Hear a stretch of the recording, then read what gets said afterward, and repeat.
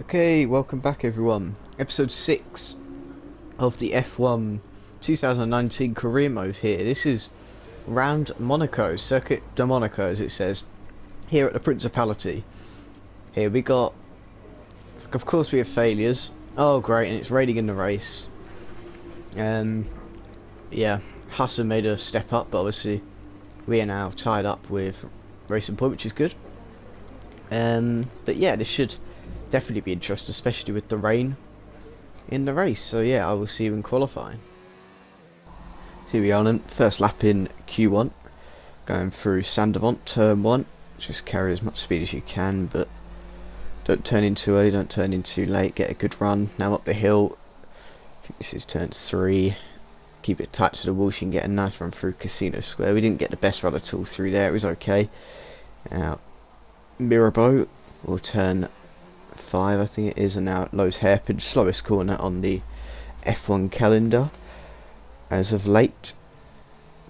Now coming up here through Portier, you just got to make sure that you just keep it away from the walls but also carry plenty of speed. And now coming through the famous Monaco tunnel out into the light, very hard to see a braking zone, and we have gone completely deep into there. Might have actually gained us a bit of time, I don't know, depends. We cut it a little bit, and now going through Tobacco, and now through Swimming Pool 1, Swimming Pool 2. Got to get very close to that inside apex if you want a good run through the second part of that. Through Rascasse, get a nice exit into the final corner, which you always focus on. A great exit down to the main straight. Not a bad lap, a 1:11.5, which gets smashed by Lewis Hamilton, but there's no surprise there. Hopefully that'll be enough to see us into Q2. And it was enough, because here we are in Q2 to set our first lap time, hopefully our only lap time. I reckon our car could be good enough to only set one lap time in Q2, but we'll see. Has to be a good lap as we were solid through turn 1, up the hill now. Keep it tight to the wall, and then throw the car to the right hand side. Heavy braking. Here and now through the really slow hairpin. Get a nice run down through the two right-handers here, through Portier, right on the seafront here. Beautiful corner really. Now through the famous tunnel again.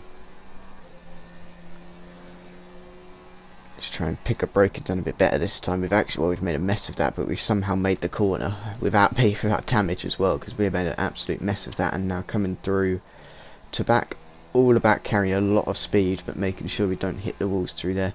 Similar to here, like I said, you've got to hit that inside apex really if you want a good run, but also don't hit the wall because that would never do anyone good. Through Antonino's the final corner, open up the DRS, stick to the right hand side, it's the quicker line in qualifying, and there we go. It was a 1:11.4 flat, so pretty decent lap. I don't know here whether to go up for another lap or not, because it's sort of right on the edge, but there is a 4/10 gap all the way back to Grosjean in 10th, and I mean, I would say if Hamilton goes out, I'd go out, but I don't really think that's the best plan, because I reckon that this 1:11.4 is going to be good enough, because I don't see him improving by 4/10, so I don't think I'm going to go out for another lap. There we go then, it was good enough. Hamilton did go out, but we're in P7, so we're into Q3. Here we go, and we cross the line for our first lap in Q3, and we're going to set a 1:11.5. We definitely could do better than that, I reckon. Here we go then, we got a brand new set of tyres here. Can we improve on that lap time through turn 1? Very close to that wall on exit here. We only just actually crossed the line in time to actually set this lap. I think we had about 4 seconds or something. And now go left and throw it in. This has been a very good lap so far. I'm very happy with this. Down to Mirabeau. We've made an absolute mess of it. We've actually hit the inside wall. I do it all the time it seems. I don't know why. I just brake too early, turned in too early. Then we went deep into the hairpin, which never sets you up nice for these corners. These corners should I say. And then, but we actually took them nicely. Got a nice exit down towards the tunnel. So we are 2 temps up, but no surprise there because the first few corners were very nice. And now under braking, actually taken that nice compared to the other times where we've made a mess of it. And now coming up through to back, Definitely could have got more out of Tobacco. I wasn't taking it too aggressively. Now through Swimming Pool 2, we took it very nice, great exit. Now into Raskas. Very early on the brakes, actually lost a lot of time, but they gained it all back on exit, and now for Anthony Nose, nice and cautious. Don't want to ruin the lap. Now we're actually going to improve by about 3 tenths, which is good enough for Nice job. P6. That's very good. That's in front of one of the Red Bulls probably. It did feel like a pretty good lap, except for sort of a few quarters, but other than that it didn't feel too bad. But my 1 lap pace did seem very good around Monaco. It just depends if the race pace is good, but hopefully it will be.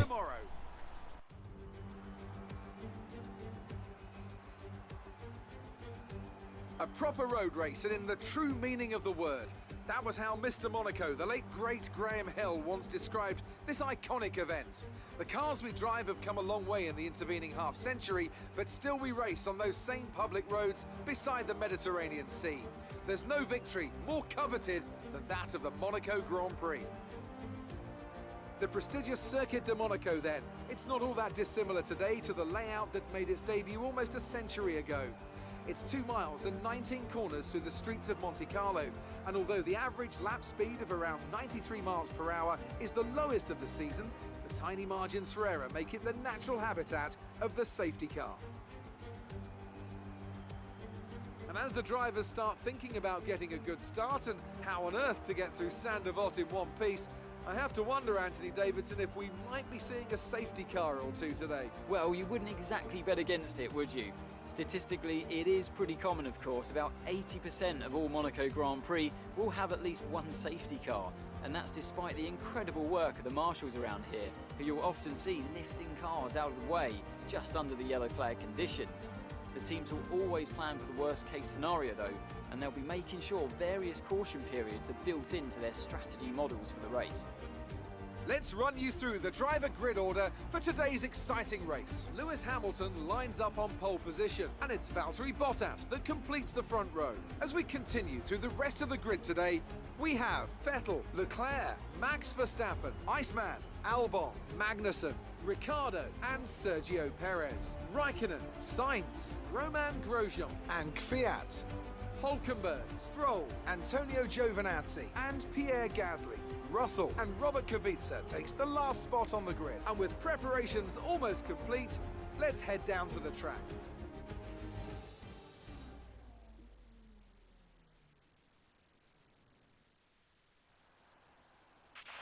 Okay, don't try anything silly into one. It's going to be crazy in there. Just do your best to stay out of trouble. Alright then, strategy time. Because remember, it is going to be raining, so it's telling me to go 11 and then take the mediums to the end, but obviously we're not going to do that because it's going to be raining, so we're going to have to fit the inters at some point probably. So I don't really know what strategy I'm going to do. I could, again, like I normally seem to do, change it in the race, but for now I'm just going to go 8 to 31, but I'll probably pit sooner than lap 8 because I might as well. But anyway, I think it is time to start this. Let's go. Here we go then, to 5 red lights for the Monaco Grand Prix. This could be chaos, could be nothing. Let's go, we're underway. We've actually had a very nice start, to be fair. We have to be cautious in the turn one, especially because they're going side by side. They're going to be really slow. I think everyone's stayed out of trouble. No chaos in the background either, so through turn one. These side by side in front, this could end badly, but I think they're okay as we're going now down through Casino Square. Still side by side, they're still at it. I think Verstappen has managed to pass Charles Leclerc down through Mirabeau. They could still be at it, but I'm pretty sure. Yeah, there we go. Verstappen passed Leclerc, and we're still in 6th, which is obviously where we started.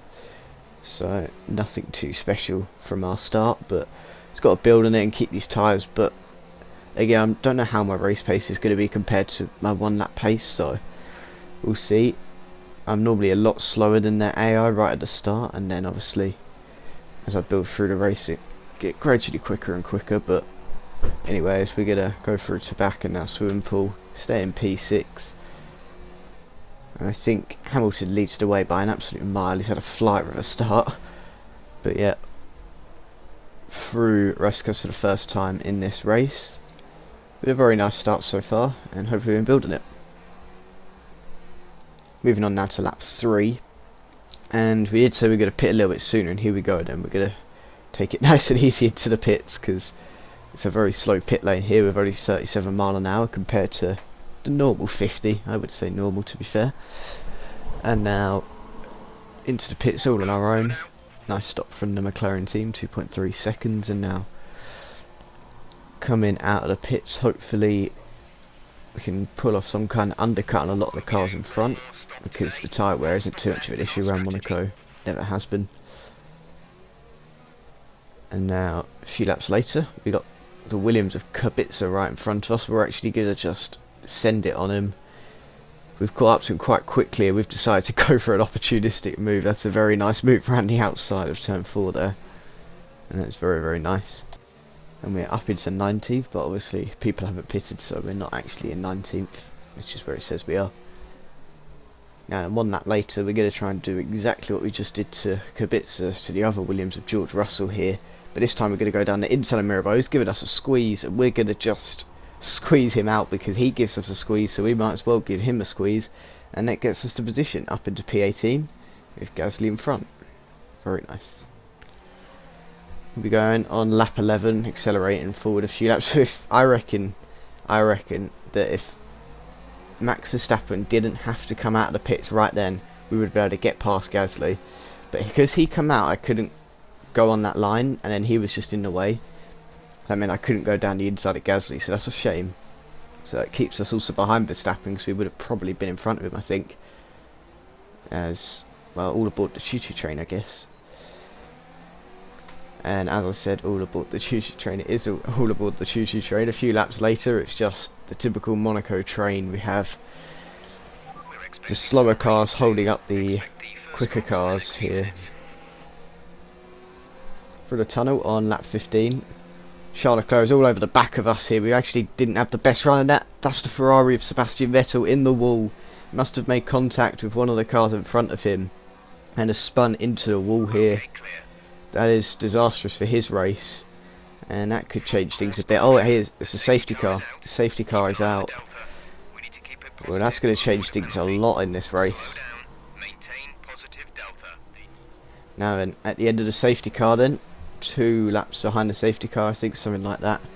You can see the rain is also coming, which is going to be really interesting. This is turning into absolute madness. Here, we're still in P6. Nothing's really...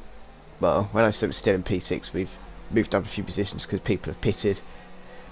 But we also got past a few people, because if you look on the minimap, I don't know if you can see it too well, but Grosjean is in the lead of the race. And Carlos Sainz, my teammate, is in 2nd, I think. So this is, yeah, typical craziness.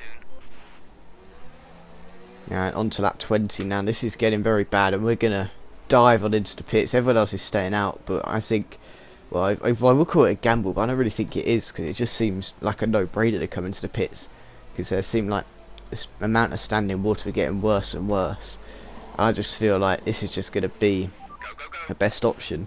Also, I can have a little bit of clean air for a little bit, so hopefully I can get a solid undercut on the cars in front of me, or at least just gain some kind of time. But it's still not a fully wet track yet, so it's not going to be perfect grip levels what you would normally have in the light rain, but I think it's not going to be too bad for now.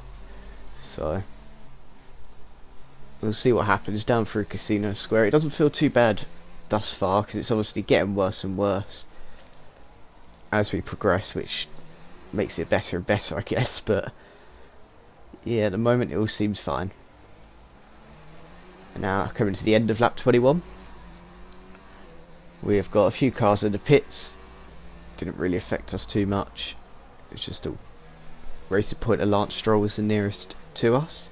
So obviously cars are now coming into the pits, and I reckon it's not going to be long until DRS gets disabled in this race, because this track's becoming a full-on wet track, and DRS is never enabled on a wet track because, I guess, it's dangerous.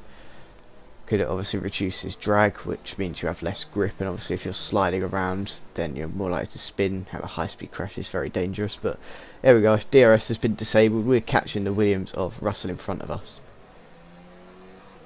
Well, the Williams of Russell has just dived into the pits. We've actually then got in front of Verstappen just about here, and we're right at the back of Giovinazzi here.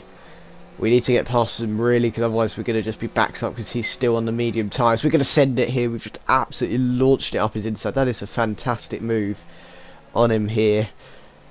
I mean, that's going to help us out a lot, because I think they're going to struggle to get past him through this middle sector. So we're up into 7th for now. Well, coming out. We've actually come out in P5, so we've actually gained a position, but Bottas is going to have something to say about that. But no, we are in front of him.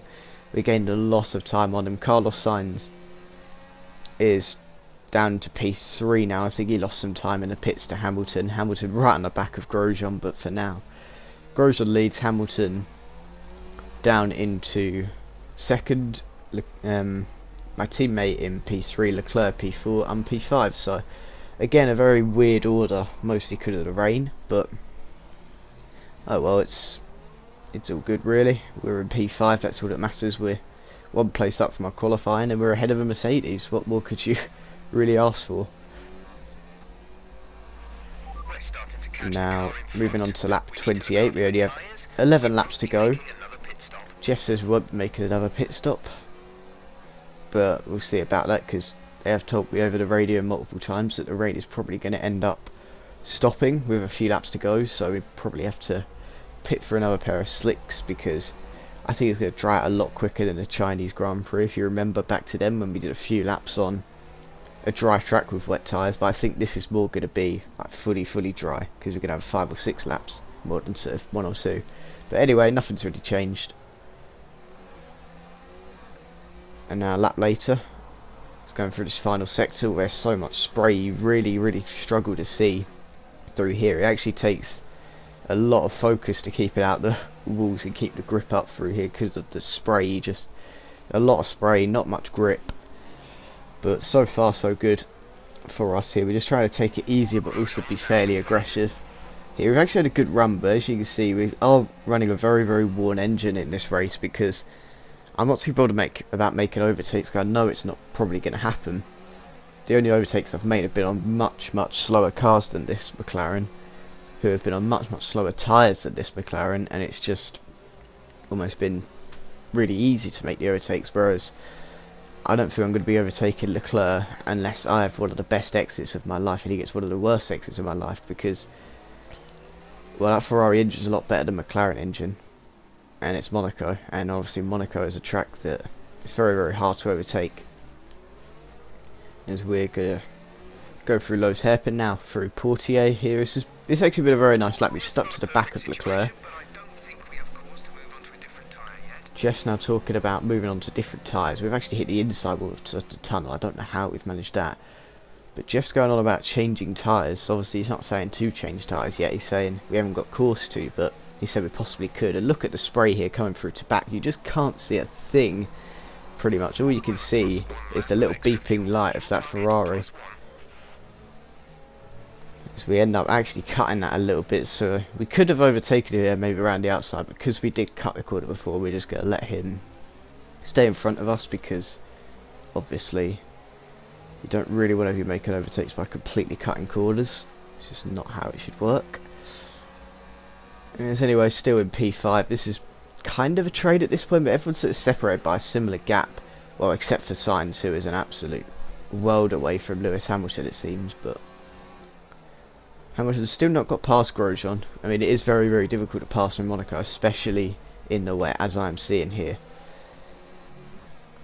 It's now then, as you can see, 3 laps later, or 2 laps later, whatever it is, this track is pretty much, well, it's drying out very quickly. Jeff, well, we can't go in the pits because Sainz is in the pits, so we're going to be double stacking. McLaren can't deal with that, so we're just going to have to stay out. And well, we're going to just push this lap, keep it in hot lap overtake, basically try and do a qualifying lap, but we'll see. It was very solid for the first sector. You just see the exit speed is just awful, because these tyres are just burning out. They're struggling for grip because the tyre isn't tyres aren't, so the track isn't wet. Got no grip coming down through Casino Square, which has lost us a lot of time. You actually just have to be careful of Bottas behind. The AI do seem to be very, very good when it comes to interchangeable conditions, especially compared to me anyway. As now Grosjean leads the race, but I don't understand why he didn't come into the pits. That's probably going to cost him the race lead. I reckon if he came into the pits, he could have maybe won this race, but it's going to be weird.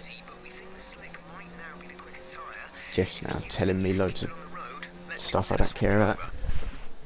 And so we're just going to go very wide through there. I actually ended up cutting a corner. We just couldn't slow it down at all. So, but these corner cars aren't going to gain us any time, because we're just going to lose out to all of the cars that are at the moment behind us. We've completely cut that as well. We've taken it fine and we just completely lost the car. I mean, the grip is just gone, so we're going to just dive into the pits here. We had no other option but to do that, as we're going to fit the soft tyres for the remaining 5 laps in this race. So on they go. We had to wait a bit for Grosjean there, but it wasn't too bad.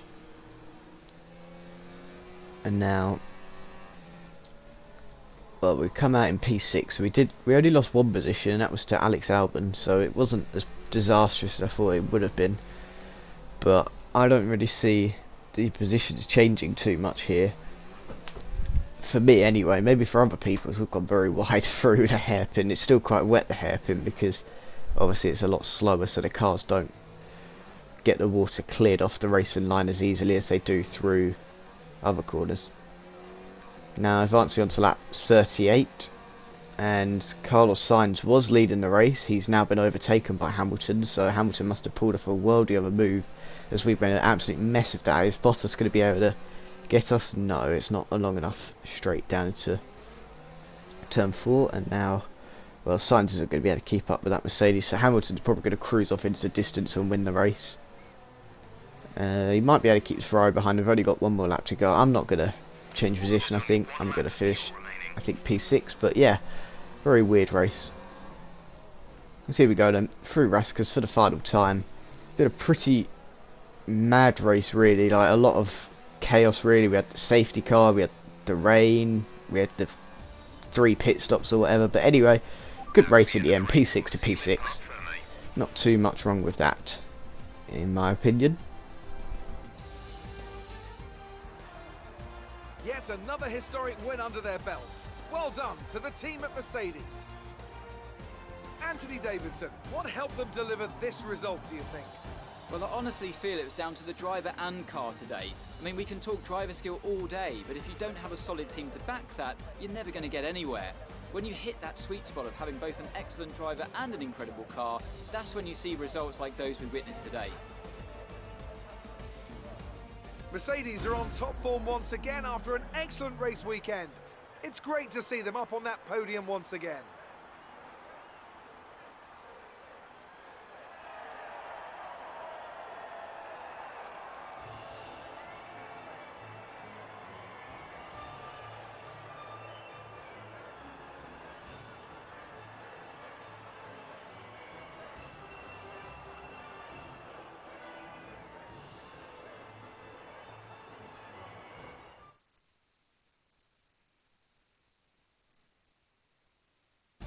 And after this round of the World Championship, here's how things look in the drivers' table. It's a great result for Lewis Hamilton, who moves further ahead at the top of the table. Now, let's discuss, Ants. Who would you say is a contender for driver of the day? Carlos Sainz would be my first choice for this race. He had excellent race stamina, giving him the opportunity to charge through the ranks. It's time to check out the constructors' standings. Mercedes continue to extend their lead. Meanwhile, Toro Rosso's strong weekend allows them to continue their march up the table. Well, that was certainly an incredible weekend of racing.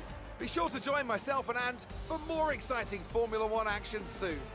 Okay, there we go then. So that was the Monaco Grand Prix done. Also going to an upcoming historical event. Don't If care. you choose to take him on, I it might don't help get your care. name out there a bit. If it were me, this is probably what I'd invest in. So there's a... Okay, so that's major. If I was to do this, then I wouldn't be able to... Wait, no, I should be able to do both, right? What Yeah. do you think of this one? so I can redo this one that failed last week, then I can have a major one which will come in at Canada, I think it's in 2 weeks time essentially. So need also start upgrading the Aero at some point because it's gradually being caught up to, and obviously durability. MGUK eventually will have to get done because that's wearing worse and worse, and the control electronics, which is, yeah, it was this one here, never mind, and probably the turbo as well. But anyway, that will be it for the video. If you guys have enjoyed this video, please remember to smash the hell out of that like button, subscribe for more content like this in the future. Blooming heck, Carlos Sainz is absolutely insane in this career mode at the moment, but you know, getting on the podium every time it's a wet race he seems to do well. But yeah, that'll be all. Thanks for watching everyone, and I will see you next time.